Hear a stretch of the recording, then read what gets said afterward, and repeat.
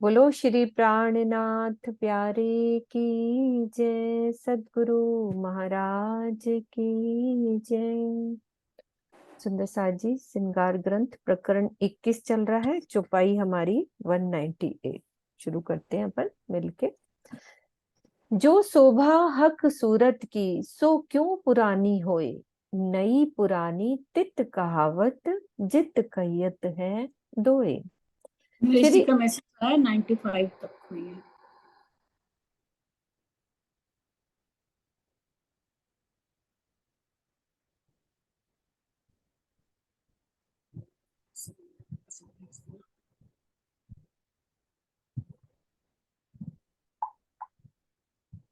चलो यहाँ से पढ़ लेते हैं अपन, कोई हाँ जी। बात नहीं है ना, यहाँ से पढ़ लेते हैं। सुंदर सा जी, अपन गलती लग सकती है मुझे, तो प्रकरण 21 चौपाई 195 तक आप लिख लो दीदी। 195 से हाँ शुरू प्लीज। करते हैं।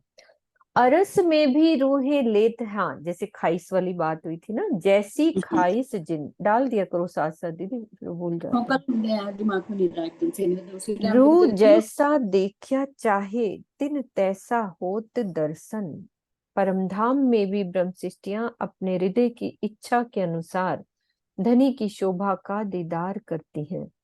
वे श्री राज जी के श्रृंगार को जिस रूप में देखना चाहती हैं, उन्हें उसी रूप में दर्शन प्राप्त होता है।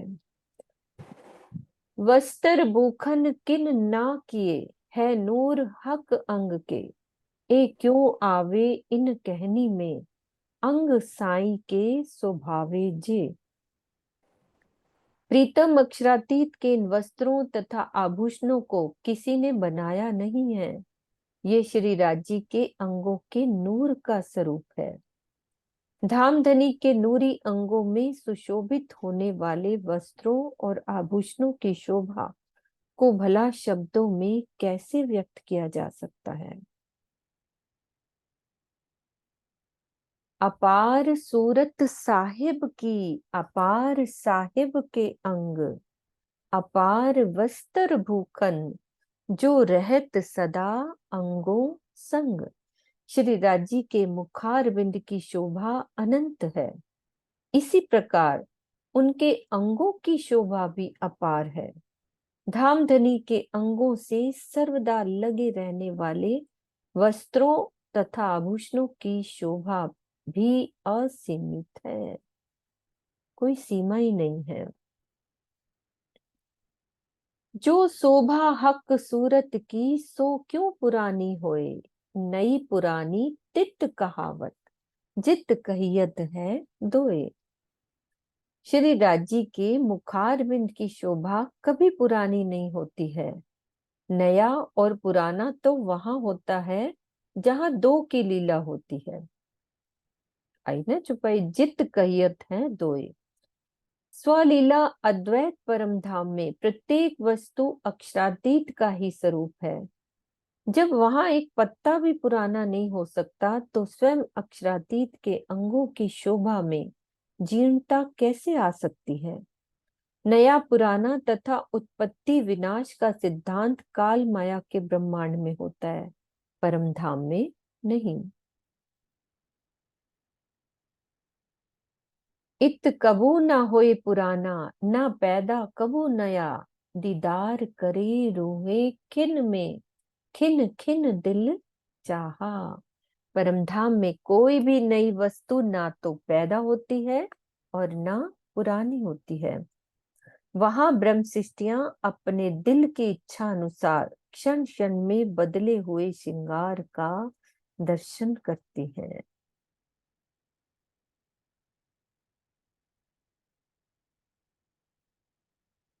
जामा पटुका और इजार, ये सभी हैं एक रस। कंठहार शोभा जामे पर, जानो एक दूजे पे सरस।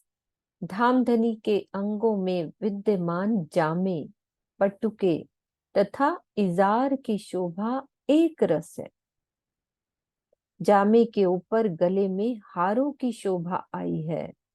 ऐसा प्रतीत होता है कि प्रत्येक हार अन्य दूसरों से अधिक सुंदर है। एक रस है, मतलब सब में एक जैसा रस है, सभी सुंदर लग रहे हैं।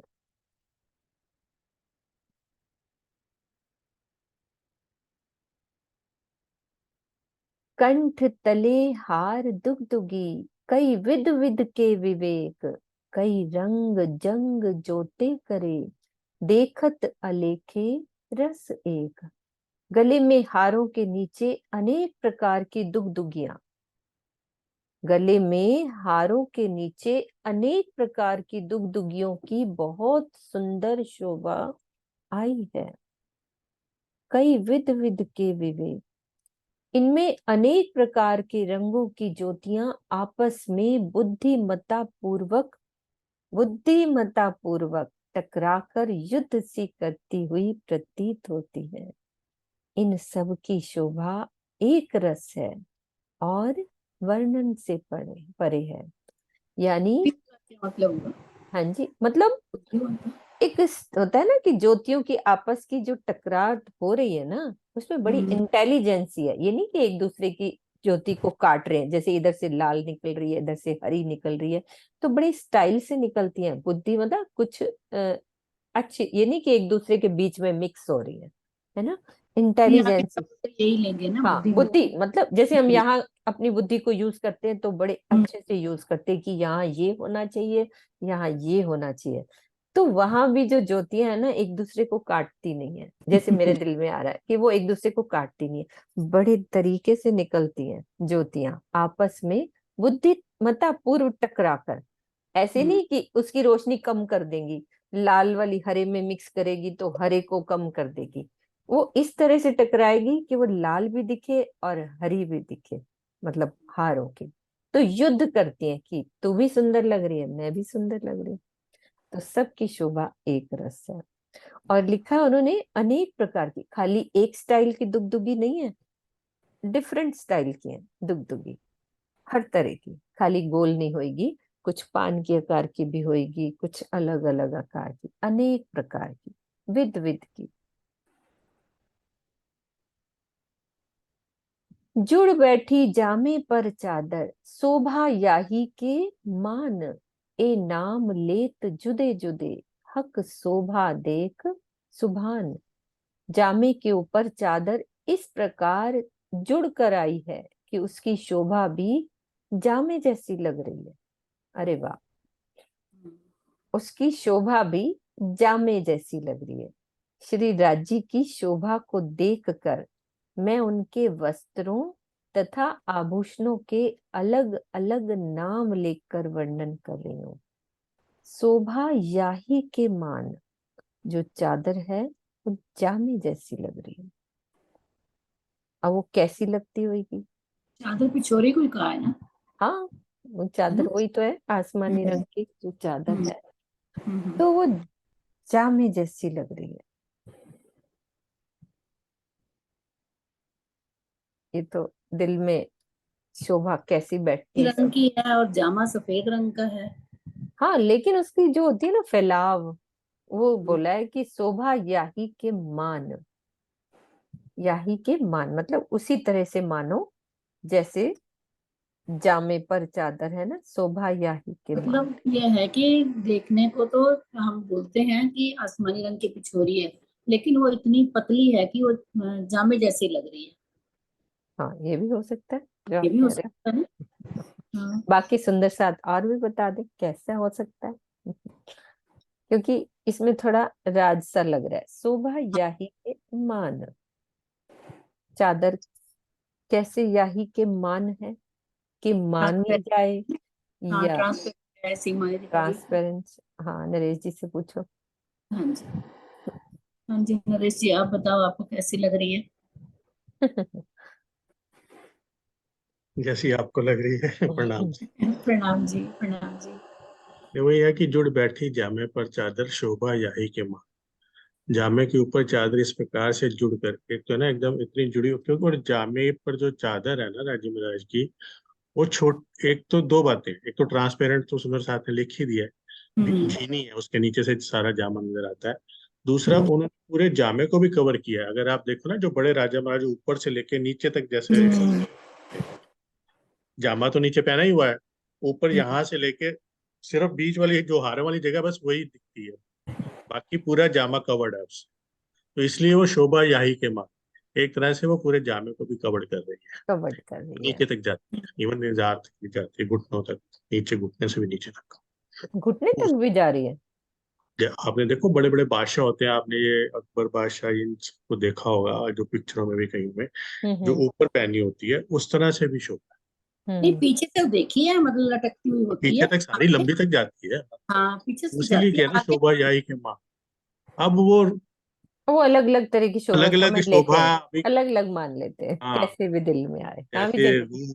अलग अलग तरह जैसे से, जैसे मुकुट का हमने पढ़ा कि कितने तरह से उसका वर्णन हुआ, 100 हम्म, रंग और 100, ऐसे ही ये चादर भी जैसे रूह के चितवन में उसे दिखाई दे, घुटनों तक दिखाई दे, या ये तो श्योर है कि जामे से नीचे तक जा रही है, जामे को cover विजय दीदी करेगी। आप बोलो। मीनू जी, जब आपने एक बार इसका पिछोरी का वर्णन किया था तो हम्म। आपने बिल्कुल नीचे तक बताया था कि इतनी सुंदर आपने इसका वर्णन किया था कि मेरे धनी की पिछोरी नीचे तक, जैसे पूरे राजा हाँ महाराजा तक। पीछे से तो पता कि भाई ऐसे राजा, आगे का जैसे नरेश जी कह रहे हैं ना, आगे से। और ये आपकी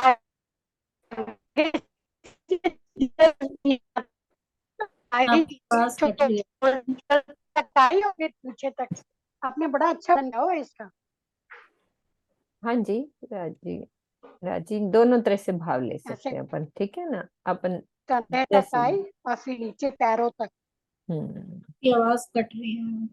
आ गई समझ दीदी की बात अपन को, हाँ, है ना। चलो आगे लेते हैं। बगलो कोतकी कटाव और बंद बेल गिरवान, रंग जुदे जुदे झलकत, रस एके सब परवान। जामे के दोनों बगलों में भरत कशीदाकारी का काम किया हुआ है। जामे की तनियों की बांधने की जगह में लताओं की शोभा है। इन सब में अलग अलग रंगों की झलकार हो रही है। निश्चित रूप से सभी की शोभा समान एक रस आई है। जामे के दोनों बगलों यानी कि दाएं बाएं में कंधों के साथ बाहों को घेर कर भरत का काम कशीदाकारी यानी कि ये वाली जगह कशीदाकारी किया गया है।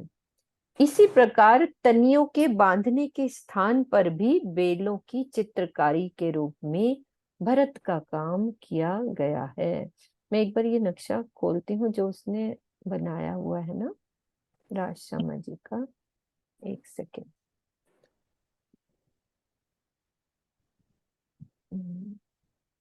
राज जी का देखते हैं कौन सा किया है।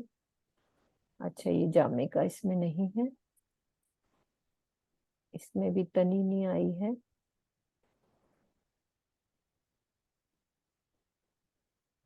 पूरा एक एक और है पिक्चर, वो भी देखती हूँ, शायद उसमें हो जाए।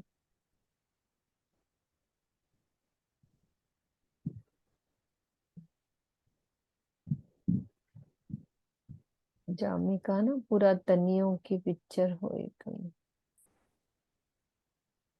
को क्लियर तो होएगी।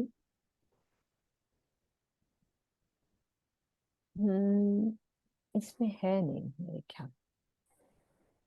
धनिया बहुत बारीकी चीज है ना। हाँ। हम्म। इसमें क्या शो करेंगे, ये तो वाणी में शो हो रहा है ना, हाँ। है ना। ये तो वाणी में शो हो रहा है, इतना कोई सोच ही नहीं सकता कि तनियों में भी कशीदाकारी तनियों में भी कशीदाकारी है, है। कोई सोच ही नहीं सकता। देखो बाकी श्रृंगार का पूरा उसमें वर्णन किया हुआ है, हम्म। बाजूबंद देख लो, पिछोरी देख लो, सब कुछ है। बिल्कुल। लेकिन हम्म तनिया कितनी बारीक होती है बांधने वाली है, देखो बाजूबंद के कुंडल तो है। हम्म। कोई बात नहीं, वो तो हमारे पास और भी पिक्चर निकल आएंगी। स्वर्णा दीदी ने रिजन किया हुआ है, उनको खोल दो। देखो, हाँ मैं चुपई खोलती हूँ सुंदर साज जी। प्रणाम जी सुंदर साथ जी। राम जी। वो अभी कल परसों में किरण दीदी ने ना जामे को बहुत सुंदर पिक्चर्स दिखाई थी, हाँ वो उसमें है तनियों मेरे की भी पास। शोभा दिखाई थी। हाँ मैं खोलती हूँ, वो भी है। वो भी है, मैं खोल रही हूँ, वो वाली भी शेयर है मेरे पास, उसको भी खोल बहुत देती सारे हूँ। जामे के ना उन्होंने पिक्चर्स दिखाई थी। हाँ वो भी जी है। जल्दी, आप क्या कह रहे हो? ये देखो, इधर जो तनिया है ना, ये वाली ये अभी जा- शेयर नहीं हुई, हो गई ना, हाँ जी, हाँ जी, है ना? ये देखो, ये रही तनिया। ये धनिया है, हाँ। अब इतनी बारीक है, इसके ऊपर भी भरत की कशिदाकारी है। हम्म, हाँ यही है। ये देखो, इसमें नहीं है, बाकी उसमें नहीं थी उसमें तनियों का या वर्णन उसी में था। है। हाँ, तो वो बना उसमें भी कुछ तनियों का वर्णन है। मम्मी क्या कह रही है, उनको भी खोल दो। मैं ये कहती भरत का कौन सा काम होता है? मम्मी जो अपने बाबूजी बनाते नहीं थे कशीदाकारी, जो मशीन से, मशीन, हाँ मशीन से कशीदाकारी मशीन करते थे। से। हाँ, वो भरत की अच्छा, कढ़ाई, वो इस तरह से बेले पत्तियां, वो मशीन से कढ़ाई के रूप में होती थी ना, कढ़ाई। उसको वही, भरत का कार्य काम हाँ करते हैं। वो अच्छा, भरत की कारीगरी होती है। ठीक। ठीक है रोज ना? दीदी, वो आप कह रहे हो ना, बोलते। तनियों में कढ़ाई नहीं लिखा हुआ, इसमें हाँ लिखा हुआ है जामे की तनियों में जहाँ बांधते हैं, बांधने वाली जगह पे लताओं की शोभा है। तनियों तनियों, के बांधने के स्थान पर। हाँ, तनियों में भी हो सकती है, वो हो तो सकती जैसा है, वो वन तो में देख भाव जैसा भी ले लें अपन। पूरी, जबकि मतलब कोई राज्य ने जगह छोड़ी नहीं जहाँ छोड़ी पे बेल नहीं है, सही है। बात है। तो मतलब लेकिन यहाँ पे यही है कि भाई जहाँ तनियों के बंद बांधने बेल के। गिरवा, जहाँ हम्म। पे तनियां बंधती हैं, हाँ। उस जगह पे बड़ी सुंदर उस जगह पे है। कढ़ाई बेल और वगैरह की कारीगरी हुई। हम्म। बंद बेल गिरवा, जहाँ पे बंद बांधते हैं। हम्म, बिल्कुल सही कह रहे हो। ठीक है। बाहें बाजू बंद शोभित, रंग केते कहूँ गिन, तेज जोत लरे आकाश में, क्यों असल निर्णय होए तिन। दोनों बाहों पर बाजूबंद शोभा दे रहे हैं, उनसे प्रकट होने वाले कितने रंगों को मैं गिन कर वर्णन करूं। बाजूबंद से उठने वाले नूरी तेज की ज्योतियां आकाश में टकराकर लड़ती हुई प्रतीत होती हैं। उनकी हार जीत का निर्णय हो ही नहीं सकता, क्योंकि सभी समान हैं। कितनी अच्छी बात है।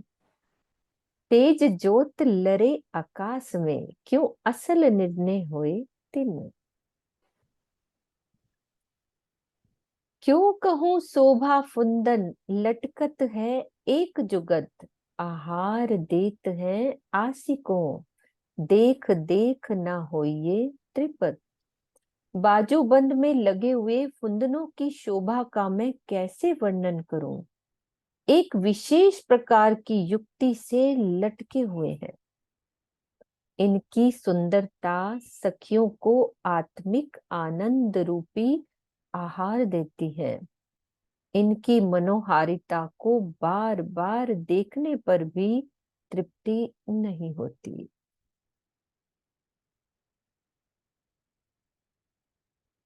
याविद काड़ो पहुंचिया, याविद कड़ो बल, याविद काड़ो पहुंचिया, याविद कड़ो बल, कई ऊपर रंग जंग करे, तामे गिने न जाए असल।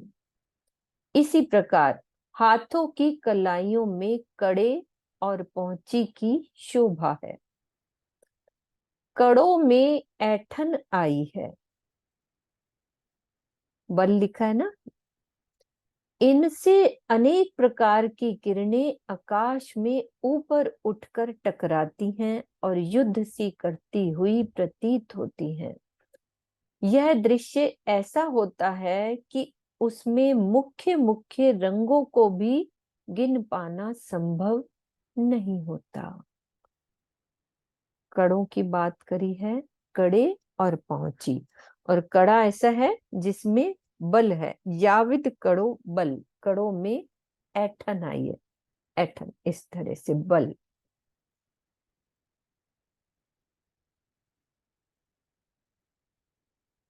हस्त कमल अति कोमल, उज्जवल हथेली लाल, कहते लीके सलूकियां, हाय हाय लगत ना हेड़े भाल।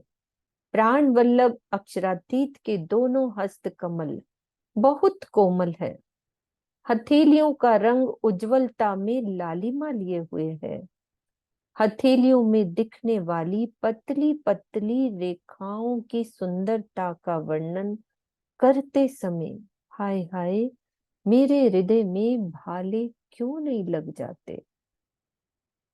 जिस प्रकार हीरों से भरी हुई थैली को कोई व्यक्ति निरर्थक ही किसी तालाब में फेंक दे और खुशी मनाता रहे, तो उसके संदर्भ में यही कहा जा सकता है कि इस व्यक्ति का हृदय कितना कठोर है कि इसमें भाले से छेदने पर भी पीड़ा नहीं होगी। यद्यपि ऐसा होना संभव नहीं है, भाले से छेदने पर पीड़ा ना हो, किंतु हृदय की कठोरता को व्यक्त करने के लिए इस प्रकार की अलंकारिक भाषा प्रयोग की जाती है। इस प्रकार का प्रसंग यहाँ पर भी है। श्री महामती जी की आत्मा का कथन यही है कि क्या मेरा हृदय इतना कठोर हो गया है कि इस झूठे संसार में धामधनी की हथेली की रेखाओं के सौंदर्य को मैं बेझिझक वर्णन करती जा रही हूँ। हाय हाय लगता है मेरे इस कठोर हृदय में भाले लगने पर भी पीड़ा नहीं होगी।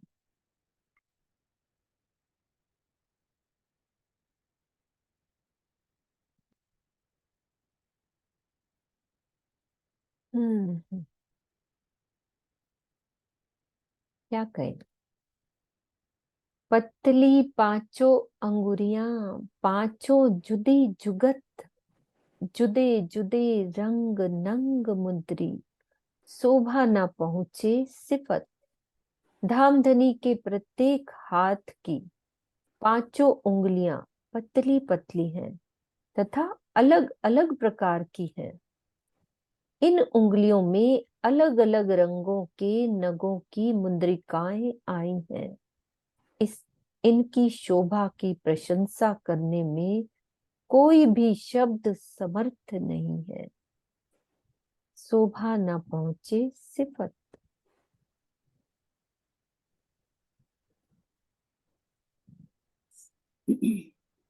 निर्मल अंगूरियों नख ताकि जोत भरी आकाश, शब्द ना इन आगू चले क्यों कहूं अरस प्रकाश।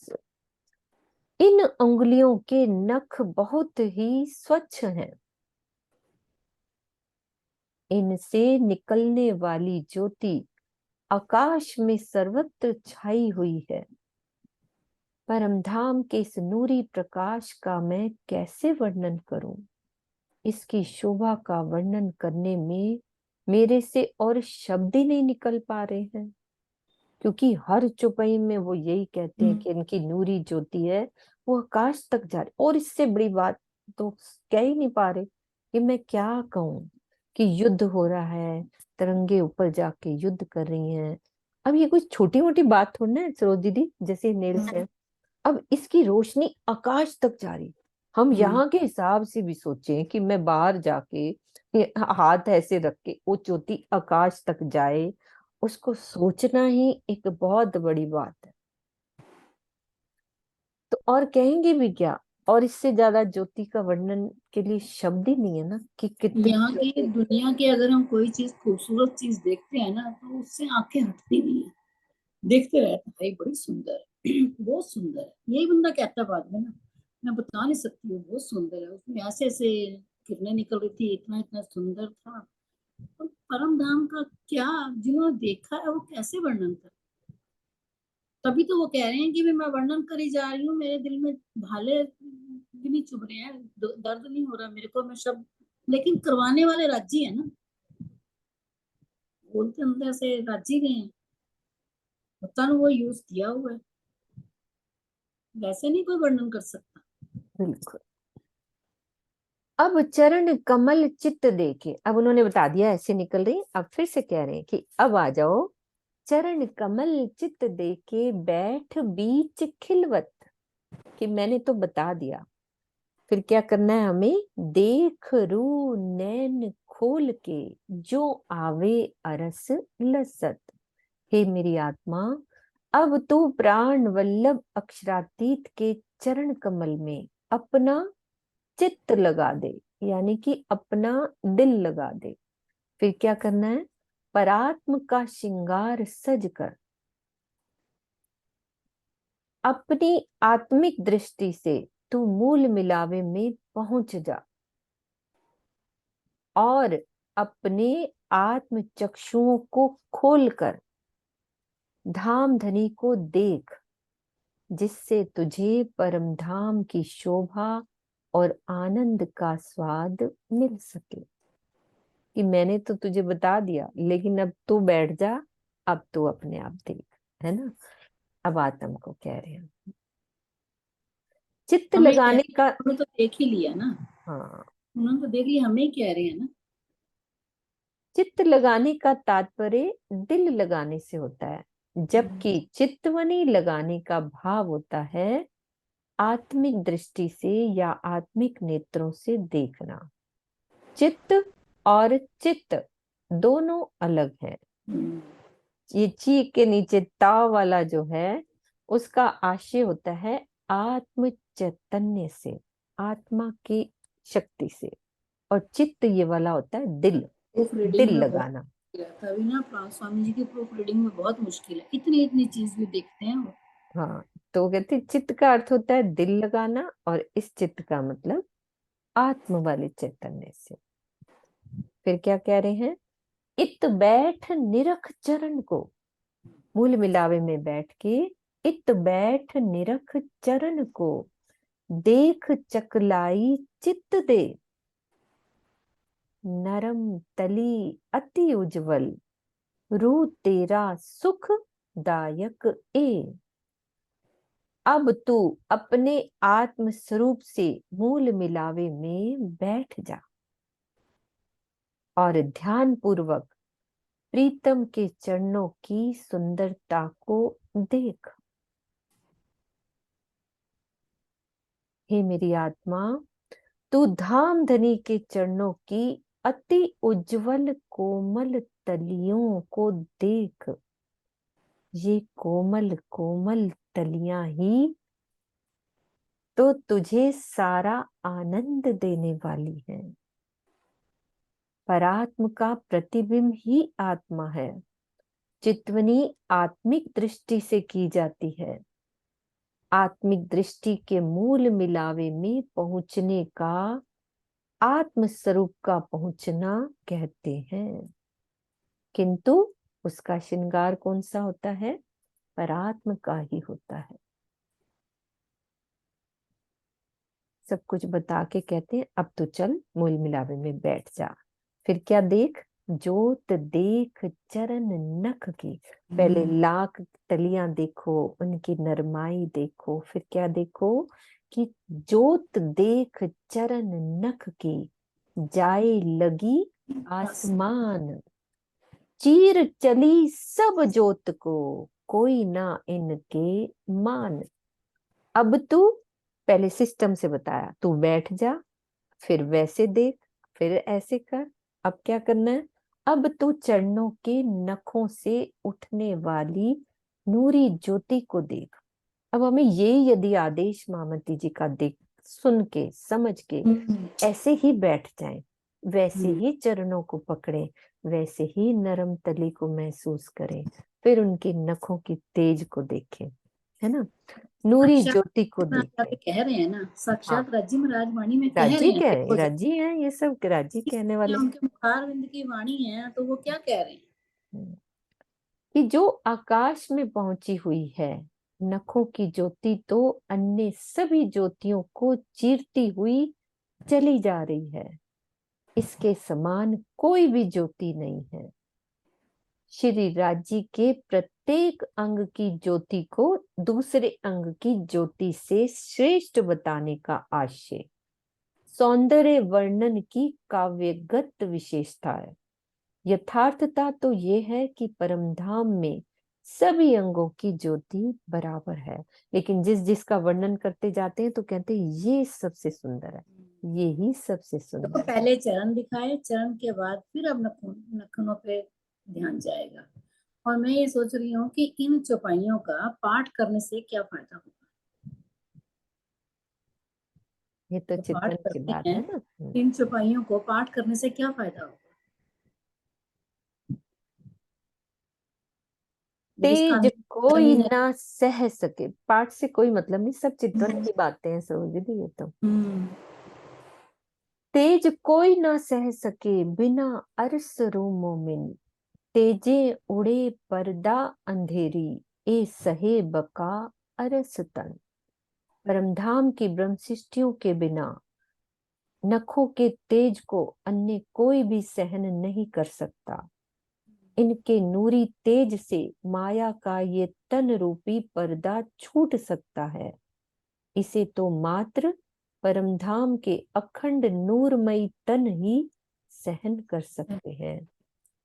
इस चौपाई को पढ़कर यह कदापि नहीं सोचना चाहिए कि चितवनी करने से या श्री राजी के दर्शन से यह पंचभौतिक तन छूट जाएगा। यदि धनी की शोभा का ध्यान करना इतना अशुभ होता तो श्री मुखवाणी में सर्वत्र चितवनी की महत्ता क्यों दर्शाई जाती। वर्तमान समय में पृथ्वीवासी सूर्य से 14 कितने हैं इसकी गिनती नहीं मुझे आएगी, किमी दूर है। 1000 10 14 करोड़ 98। 18 लाख पता नहीं कितना है, मुझे मैथ्स कमजोर है थोड़ी। इतनी दूर है। यदि यही पृथ्वी सूर्य के बहुत नजदीक हो जाए तो कुछ भी नहीं बचेगा, बल्कि सब कुछ अग्नि स्वरूप हो जाएगा। धामधनी के चरणों के नखों में तो करोड़ों सूर्यों का तेज है। ये उनका यह पंचभौतिक तन कैसे सहन कर सकता है। इस चौपाई में नूरी तनों और पंचभौतिक तनों में भेद दर्शाया गया है कि माया के तन परमधाम की एक कंकरी के तेज को भी सहन नहीं कर सकते, क्योंकि ये स्वप्नवत हैं। इसके विपरीत ब्रह्म सृष्टियों की नूरी तन परमधाम के अनंत तेज के बीच में ही रहते हैं, क्योंकि वे धनी के साक्षात अंग हैं और उनका भी स्वरूप नूरमयी है। और जो चितवन की जाती है वो केवल उसकी आत्मिक दृष्टि ही परमधाम जाती है और वही परमधाम तथा युगल स्वरूप का दर्शन करती है। ये पंचभौतिक तन तो ये संसार में रह जाता है। जब वह नूरी तेज के सामने आएगा ही नहीं तो उसके छूट जाने की बात दिवा स्वप्न के समान मिथ्या है। भाव बिल्कुल क्लियर है कि पंचभौतिक तन से तो कुछ हो ही नहीं रहा और आत्मिक दृष्टि जाती है तो वो सहन करती है राज्य के तेज को। ये वाली बात है। वांग उनका है ना।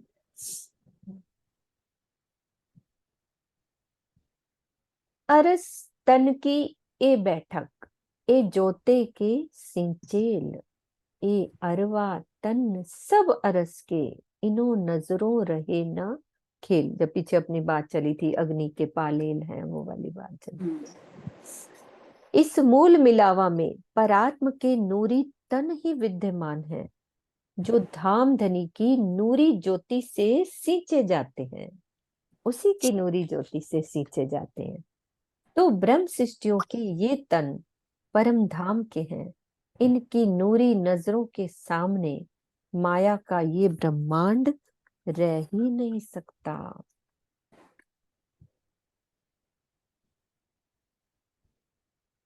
पांव देख देख भूखन, कई विध शोभा करत, तो नए नए रूप अनेक रंगों, खिन खिन में कई फिरत।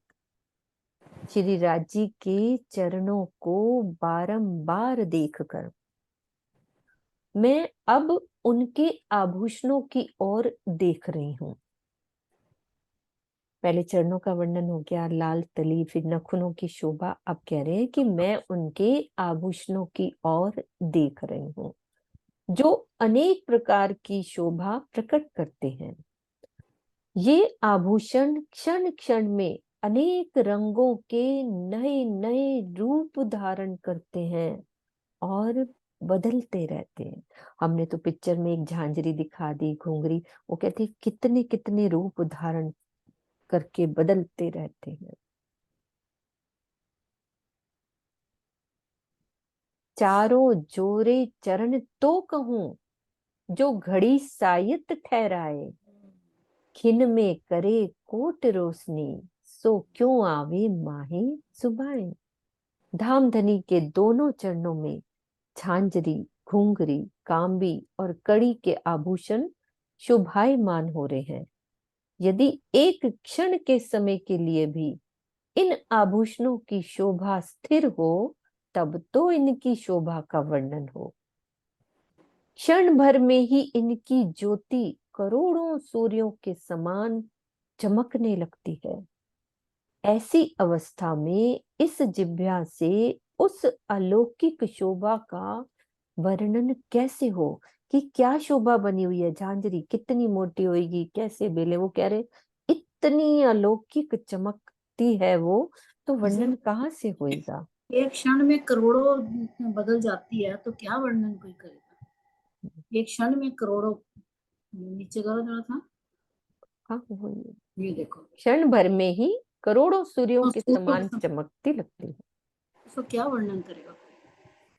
तो इस चौपाई में घड़ी शब्द का तात्पर्य समय से है, 22:30 से नहीं है, क्योंकि इसका प्रयोग सायत शब्द के साथ किया गया है। हाँ जी नरेश जी, आप खोलो। दोनों छपाइयों में ही देखो, ऊपर वाली जो छपाई थी कि सो नए नए रूप अनेक रंगों खिन खिन में कई फिरत। तो महामती जी ने तो चितवन में, जैसे हम कहते हैं ना, झांझरी की ये शोभा है, घुंगरी की ये शोभा है, उसमें इतने नग, और कांबी की ये शोभा इतने नग, और करड़ा में, वो कह रहे हैं खिन खिन में कई फिरत। आपने एक पल देखा तो हम क्या रटते रहे उसमें, हाँ जी इसमें नीला पीला ये वाले नग ऐसे लगे हुए हैं, इस कुछ नहीं, अगले क्षण वो सारा कुछ ही बदल बदला पड़ा जाता नजर है, आ रहा है। बदलता है। खिन खिन में कई फिरत, और अलग अलग रंगों से पाऊं देख देख भूखन कई विध शोभा करत, सो नए नए रूप अनेक रंगों, ऊपर वाली पे है, अनेक रंगों मैं खिन उसका खिन अर्थ में कई खोल रही फिरत। हूँ। हाँ, खिन खिन में कई फिरत मतलब अलग अलग रंग भी हो जाते हैं, अलग अलग रूप भी हो जाते हैं। और उससे अब अगली चारों जोड़े में भी कह दिया, अब इसमें क्या कह दिया, खिन में करें कोट रोशनी। हम्म, तो पिछली बारी रोशनी जैसी जा रही थी, अब उसमें भी चेंज आ गया, चेंज आ गया, में बिल्कुल। करें तो क्यों आवे माहे। ये तब मैं कहूँ जो एक घड़ी एक पल भी रुके, तो मैं कहूँ उससे अगले पल में ही ये दोनों चीजें बदल जाती। बदल तो जाता मतलब है। वाक्य में मतलब दोनों, एक वो बड़ी गहराई वाली कह बात रहा थी है। जो थी एक उससे पहले वाली छपाई में, कि महामती जी कितना कह रहे हैं कि भाई मैं इतने सुंदर श्रृंगार का वर्णन करती जा रही हूँ यहाँ माया के अंदर बैठ के, तो तब भी मेरे को क्यों नहीं, मैं मतलब दिल भाले क्यों नहीं चुभ जाते, क्योंकि ये वर्णन करने वाली जगह ही नहीं है। लेकिन फिर भी क्या करें, अब हमें अगर नहीं करते वर्णन तो हमें थोड़ा सा भी एहसास कैसे हो, ताकि रूह को कुछ तो आता है ना कि भी मैं कहता करूँ वर्णन, वो तो चित्तवन वाली बात होगी। दूसरा ये है कि भी असूलन तो इस संसार में ये वर्णन करने लायक है ही नहीं, लेकिन रूहों के लिए उन्हें ये सब करना पड़ा। प्रणाम जी।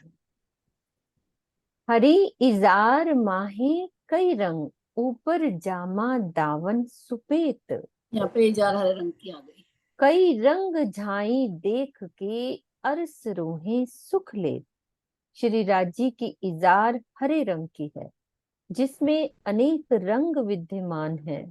इजार के ऊपर श्वेत रंग के जामे का घेरा आया है। इस जामे में अनेक रंगों की झलक देखकर परमधाम की आत्माएं आनंद लेती है। कई रंग झाई देख के अरस रूहें सुख लेत। कुंदन बंद अति शोभित, माही रंग अनेक झलकत, ए सेत हरे के बीच में, माहे नरम झाबे जलकर। जामे की तनी के फुंदन बहुत अधिक सुशोभित हो रहे हैं, इनमें अनेक रंगों की झलकार हो रही है। श्वेत रंग के जामे तथा हरे रंग की इजार के बीच के स्थान में फुंदनों के गुच्छे लहराते रहते हैं। इजार कमर में बांधी जाती है और जामा लगभग घुटने तक आता है। इस प्रकार घुटने तथा कमर के बीच के स्थान तक झाबे लहराते रहते हैं। ऐसे क्योंकि तीन है ना, तीन झाबे, तो वो लहराते रहते हैं। जामे दावन सेत झलकत, जोत उठत, वही वाली बात, आकाश और जोत चढ़त करती जंग, पीत पटुके की प्रकाश। जामे के दामन से श्वेत रंग झलकता रहता है, इसकी श्वेत ज्योति आकाश में दिखाई देती है। कमर में बंधे हुए पीले पटुके की नूरी ज्योति भी आकाश में चढ़ती हुई दृष्टिगोचर होती है। दोनों ज्योतियां आकाश में टकराकर युद्ध सी करती हुई प्रतीत होती हैं। जामा श्वेत रंग का और पटुका हरे रंग का, नीलो ना पीलो, बीच के रंग का। तो दोनों की ज्योतियां आकाश में युद्ध करती हुई प्रतीत होती हैं। चढ़ती हुई दृष्टिगोचर, आकाश में चढ़ती हुई दृष्टिगोचर होती है। जैसे होते हैं ना, चढ़ती हुई, इस तरह से। हाँ जी, सुंदर साथ जी। अभी बस एक चौपाई लेके सब सुंदर साथ दिल में लेना कि हमने आज क्या क्या शोभा करी है, तो हर सुंदर साथ बोलेगा। अभी सिर्फ एक चौपाई लेंगे। हाँ जी, खोलो आप। ले लो ये वन, छपाई। हाँ, एक पहले 1+ कुछ कह रहे हैं। प्रणाम जी दीदी। हाँ दीदी जी, ऊपर वाली भावना। चौपाई। प्रणाम दीदी। हाँ दीदी जी, ऊपर वाली चौपाई की शोभा एक बार दोबारा बताओ थोड़ी सी। ठीक है। जामे के दामन से श्वेत रंग झलकता रहता झलकता रहता है है, हाँ ना। जी। इसकी श्वेत ज्योति आकाश में दिखाई देती है हाँ जी। और जोत चढ़त करती जंग, पीत पटुके की प्रकाश। कमर में बंधे हुए पीले पटुके की नूरी ज्योति भी आकाश में, मतलब उसकी भी ज्योति जाती है। एक तो जामे की जाएगी आकाश तक, और जो पीला पटुका है वो भी आकाश में चढ़ती हुई दृष्टिगोचर हो रही है। और दोनों ज्योतियां आकाश में टकराकर युद्ध सी करती हुई प्रतीत होती है। दीदी इससे ऊपर वाली भी एक बार दोबारा करना, जहाँ की वो शोभा जो फुम्मत लटक रहे हैं वो थोड़ी सी क्लियर नहीं हो तांबे पा वाली, रही। कहाँ तांबे वाली। शोभा आंखों में नहीं ठीक है, सेट हो पा रही। दोबारा पढ़ते हैं अपन। इसका अर्थ कि जामे की तनी के फुंदन बहुत अधिक सुशोभित हो रहे हैं, इनमें अनेक रंगों की झलकार हो रही है। श्वेत रंग के जामे तथा हरे रंग की इजार के बीच के स्थान में, श्वेत रंग का जामा। अब देखो, पहले हम ये, मैं एक पिक्चर दिखाती हूँ कि जामा वाला वो बंधता कहाँ पे है, उसको खोलती हाँ हूँ तो जी, वही आपको वो शोभा। पता लग जाएगी वो वाली हाँ बात जी। क्या कहना चाह रहे हैं। वो खोलती हूँ मैं। वही तनियों वाली। हाँ, तनियों वाली, कि बीच की जो बात कही गई है ना, कि वो कहाँ पे लटकते होंगे झाबे। वही फुंदन लटक रहे हैं ना बीच में। हाँ जी, हाँ जी, एक सेकंड, दूसरी खोलती हूँ। ये देखो, इसके इसके तो हल्के हैं ना, पतले हैं, छोटे हैं ना। ये जैसे छोटे हैं ना भावना, हाँ, तो ये हाँ जो जी दीदी। फुम्मक है ना, तो ये ये हाथ नीचे से तक हाथ से नहीं लटकते छूटता। होंगे। ये लंबे या झाबे ना उसके यहाँ तक लटकते होंगे। हाँ, ठीक है दीदी। ये जो झाबे, ये तो बहुत छोटे छोटे है ना, अब जैसे हाँ, छोटे, हाँ तीन जी, है। वो जैसे मोटे मोटे आजकल हाँ, चलते हैं सुंदर वैसे उस। सुंदर वो हाँ वाले। जी। तो आज जैसे फोम के 3। बने हुए जैसे सुंदर, हाँ, और बाहर हाँ, कशी नट्स जड़े हुए। ठीक है दीदी। हाँ, जैसे ये आजकल जैसे, लहंगों में नहीं चल रहे हैं, लहंगों में मोटे मोटे हाँ जी दीदी, हाँ। वही वैसे। मोटे मोटे, वैसे वो नीचे तक शोभा आ रही होगी। शोभा नीचे तक, मतलब क्योंकि ये 3 तनियां हैं, देखो 1 2 3 बंद आते हैं ना, हाँ तो जी, हाँ इनके जी, दो हाँ दो जी। झाबे हो भी गई। आते होंगे, झाबे भी यहाँ पे आते होंगे। यहाँ पर आते होंगे। है ना। जहां से जार की बेंच स्टार्ट होती होगी वहां हाँ तक, यानी जावे लटक रही होनी है ना। बिल्कुल बिल्कुल बिल्कुल, जी हाँ जैसे ये हमारा इजार बंद यहाँ से होता है ना, स्टार्ट यहाँ से, हाँ जी हाँ तो जी हाँ झाबे जी, भी फिर यहाँ तक लटकेंगे ना, यहाँ यहाँ तक, तक लटकेंगे, ये ठीक है। वाली जगह, वो हाँ वाली, जी हाँ जी, है ना। ठीक है दीदी, हो गया क्लियर। हाँ अब सुंदर साथ जी, अपन ना अभी मैं शेयर हटा रही हूँ। सब सुंदर साथ, हमारे पास 7 मिनट है। आज हमने क्या क्या शोभा ली उसका, कि क्या क्या शोभा हुई, चाहे थोड़ा सा ही वर्णन करेंगे, जैसी जिसके दिल में जो शोभा अटकी, कि आज मुझे क्या अच्छा लगा, क्या दिल में शोभा। कई बार एक ही चुपाई अटक जाती है कि हाँ यहाँ पे रूह अटक जाती है। तो सुंदर साथ जी आप रेज हैंड करो। मम्मी आपने, अच्छा अभी बोलो। नरेश जी को, इनको बाद में लेते हैं, पहले हाँ और नहीं नए नहीं, पहले सुंदर साथ तो बोलो। एक चरण चरण कमल पर बोलना चाहती हूँ हाँ जी बोलो, बिल्कुल। भजन नहीं, मैं। अभी पहले शोभा, वो बाद में, पहले हाँ तो सारी जो शोभा शोभा शोभा पड़ी तो है, चरण जो कमल की जो बहुत शोभा हमने सुंदर मम्मी साथ है। आज जो हमने पढ़ा है ना, उसमें से क्या हाँ शोभा हमें दिल में बसी, हाँ, वो तो आज। ये तो सुंदर साथ बता देगा हाँ मुझे। ठीक है, वो बाद में, अभी नहीं। हाँ कुसुम दीदी। प्रणाम दीदी। हाँ जी। मुझे सबसे ज्यादा दिल में जो भाई है ना शोभा दीदी, पटके की, और जो उन्होंने जामा पहना है, उन दोनों के जो कलर्स हैं या वो है, वो एक जैसे हो जाते हैं। मतलब जो जामे में इतनी सारी चित्रकारी की हुई है, या उसमें सफेद चांदी से सोने से इतनी कढ़ाई और इतनी चित्रकारी है, वो जामे में भी है। तो जिससे दोनों के रंग मिलके, उनकी जो झलकार मिलके, दोनों एक जैसे हो जाते हैं। एक रस, एक रस, हाँ जी, रस हो जाते हैं। सबसे अच्छी मुझे ये चीज लगी, अलग से थोड़ी।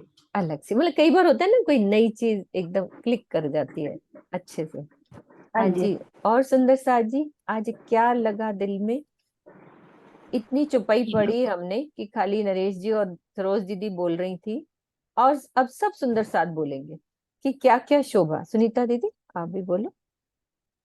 अच्छा आपको भी यही बात अच्छी लगी, अच्छा ठीक है। हाँ ये लीला, कि मतलब दिल, वो जो चादर है वो सट गई है बिल्कुल, उसने जामे का ही रूप ले लिया है।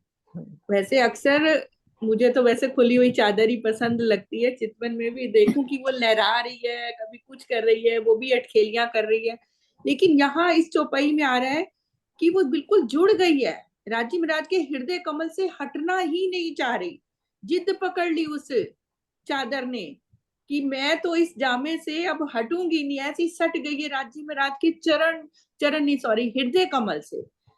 हारों में हार भी लिपटे पड़ी हैं हृदय कमल से, तो वो कह रहे हैं, चादर कह रही है मैं क्यों पीछे रहूं, मैं भी हृदय कमल में, राज्य के हृदय कमल में तो मैं भी, वो भी आत्म स्वरूप है। तो वो एक रूप, एक रंग, एक रस हो गई, मार्फत में पहुंच गई कि आसमानी रंग, और जो मतलब इश्क का सागर है आसमानी रंग, और श्वेत जामा है नूर का सागर, नूर में इश्क, नूर इश्क में ही मिल गया, मतलब नूर का अलग कोई रंग रहा ही नहीं, वो आसमानी रंग में ही परिवर्तित हो गया, उसी मार्फत में ही डूब गया। बस यही मेरे को सबसे हाँ ज्यादा आपने अच्छा। ये बातूनी बात बताई कि मार्फत में डूब गया, कुछ भी हाँ अलग नहीं रहा, अलग ही नहीं रहा, ना आसमानी सफेद ना पीला, एक रस्सी हो गया, हाँ जी। है ना। हाँ जी भावना जी, आपके दिल में देखो कितने अच्छे अच्छे भाव सुंदर साथ के सामने आएंगे। हाँ दीदी जैसे आज आपने बताया ना, राज्य के नखों का नूर जो जाता है आसमान में टकराता है, तो वो नूर ऐसा कि जहां हम दुनिया के नूर को देखते हैं, जैसे एक लाइट से दूसरी लाइट टकराती है, तो कई बार हमारी आंखें उस नूर को नहीं देख पाती, सिर्फ लगता है कि आंखें बहुत, लेकिन उस नूर को, जो धनी का नूर, नखों का नूर जब आसमान में जाता है, तो ऐसा लगता है कि उससे हमें कितनी शीतलता मिलती होगी, कितना प्रेम उस रोशनी में होता होगा, जो आज यदि हम चितवन में देखना चाहें तो उस नूर को अनुभव कर सकते हैं। मुझे आज वो नूर आकाश में जाता हुआ कि वो कैसा होगा, कितनी शीतलता होगी, जो आज वो शीतलता हमें अपने हृदय में लेनी है, हाँ, प्रेम हमें करना क्या चाहिए। लेनी है, उसकी आपने वो शिक्षा भी बहुत अच्छी दी।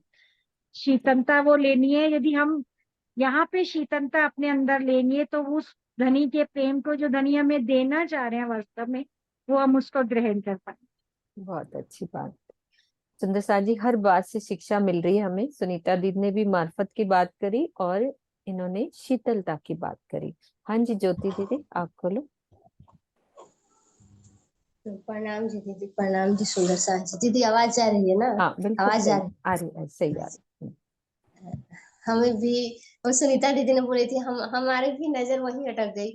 जैसे जामा है राज्य के और आसमानी रंग की पिछौरी, तो दोनों एक ही स्वरूप हो गए हैं, एक ही हो गए। पतली चीनी है इतनी कि वो जो अंदर की है वो दिख रही है, ऊपर वाली नहीं दिख रही। तो इसी तरह हमें भी मतलब हमारा जो यहाँ शरीर आया है, जो आत्म आई है ना, तो हमें वो आत्म स्वरूप होकर रहना है, जीव भाव नहीं लेना है हमें। तो हमें ऐसे जाने समय यही मतलब लगा कि हम धनी के आत्म स्वरूप में इतना लीन हो जाए कि हमें एक दिन वो समय आ जाए जब हम परात्म में अपनी मतलब असल स्वरूप जो है ना, तो धनी के चरणों में वहां जो हमारी परात्म बैठी है मूल मिलावे में, तो धनी के सामने वो हमारे एक एक चीजें नजर आने लगे, इस धनी का स्वरूप और हमारी जो मूल तन है एक एक स्वरूप खड़े हो जाए। तो ऐसा दिल में भाव आया। प्रणाम जी देखो दीदी। ज्योति दीदी का भाव है कि ये जीव भाव खत्म हो जाए, आत्म भाव भी खत्म हो जाए, सब कुछ खत्म हो जाए कि मैं एक हो गई, है ना? यही भाव है ना ज्योति दीदी का? हाँ। हाँ जी स्वर्णा दीदी। प्रणाम जी सुंदर साथ जी। मेरे दिल में भाव आया कि राज्य के हृदय कमल पर जो हार आए हैं अलग अलग रंग और दुग्ध हैं, वो अलग अलग शेप की हैं। वो आपस में जंग करती हैं, एक दूसरे से टकराती हैं और काटती नहीं, मतलब युद्ध करती हैं, लेकिन एक दूसरे से ये नहीं कि एक दूसरे के साथ मिक्स हो जाए। वो उसकी अपनी अलग रंग की शोभा आती है, उसकी अलग रंग की शोभा आती है, और इतनी सुंदर शोभा लगती है कि मतलब उनको देखते ही रह जाओ। और मतलब वो जो है ना, जिस समय हम चितवन में बैठते हैं तो हमें वो अलग अलग हारों का, अलग अलग रंगों का नूर अलग दिखाई देता है। तो जो है इस समय जीव भाव हट जाता है, तो आत्म भाव में अगर हम देखें तो वो वाली शोभा जो है आंखों से हटी नहीं है। नीता दीदी आज भी प्रेम का युद्ध हो गया है इनका भी। हाँ जी नरेश जी, है ना वो वाला युद्ध। प्रणाम जी। पहले तो वो लास्ट वाली चुपई में ना पटका पीले रंग का है, नीलो ना पीलो नहीं है, चेंज है यहाँ पे, क्योंकि जैसे इजार हरे रंग की होगी। दूसरी जो बात सबसे ज्यादा टच करी, मतलब मुझे जो टच करी, जब वो जो एकदम पहले मैंने बोली कि भाई महामती जी वर्णन करते करते पहले चरणों के नीचे की जो रेखाएं और लाल कली सलूकियों की के बाद कहते हैं कि भी मैं, मुझे ये वर्णन करते हुए भी मेरे दिल को भाले क्यों नहीं चुभ रहे, मैं क्यों कर रही। और उसके बाद अगली चुपे में कहते हैं कि देख बैठ चितवन में, तो अपनी आत्मा को लेके जा मूल मिलावे में। अब तू देख और बैठ मूल मिलावे में, अपनी आत्मा को मूल मिलावे में ले जा। पर आतंक का श्रृंगार करके तो वहां के उनके राज्य के नखों को देख, राज्य के चारों भूषणों को, झांझरी घूमी और पूरी शोभा को देखो, हर्ष कमल की मुद्रिया को देखो। तो अल्टीमेटली वो हार के यही कह देते हैं, दो शब्द कहते हैं, आप देखो जितना भी है। एक तो कहते हैं कि यहाँ की झूठी जुबान के पास शब्द ही नहीं है, मेरे पास यहाँ के पास शब्द ही नहीं है वहां का। और दूसरा वो कह देते हैं हार के, तू देख, आत्म ले जा अपनी वहां पे, मूल विलावे में बैठ और उसी शोभा को देख। देख वर्ड आया, तो देख जा, तू तो बैठ वहां पे। हमें चितवन करनी है ना? तो मेन लक्ष्य आत्मा यही को वहां है ले इनका। जाओ और ले देखो। जाओ कि वो हमें और आदेश दे रहे कि अब तू ऐसे कर, मैंने बता दिया अब तू ऐसे कर। जितना बता सकता था मैंने बता दिया, हाँ और जी। मेरे पास और शब्द नहीं है। चलो मम्मी अब आप सुनाओ जो सुना रहे हो। मैं तो दो दो हाँ चरण दो बोलूंगी, दो बाकी चरण तो सुनाओ। सबने बहुत हाँ बहुत सुंदर बोल दिया, और क्या कहते हैं। हाँ जी, हाँ जी अब आप सुनाओ। बोलो श्री प्राणनाथ प्यारे की जय। चरण कमल पर वारी रे वारी, चरण कमल पर वारी रे वारी, इन चरणों से निस्बत हमारी वारी रे वारी, चरण कमल पर वारी रे वारी। हृदय में जब चरण ये आए, हृदय में जब चरण ये आए, नींद भरम की आस न आए,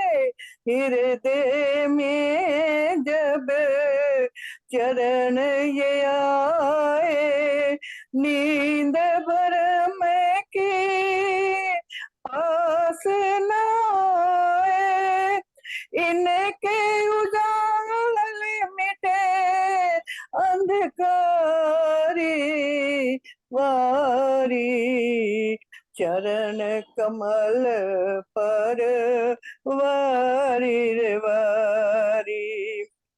इन चरणों में नूर समाया, इन चरणों में नूर समाया, धरती अंबर भी जगमगाया, इन चरणों में नूर समाया, धरती अंबर भी जगमगाया, देखेगी कोई देखन हारी वारी, चरण कमल पर वारी रे वारी, चरण कमल पर वारी रे वारी।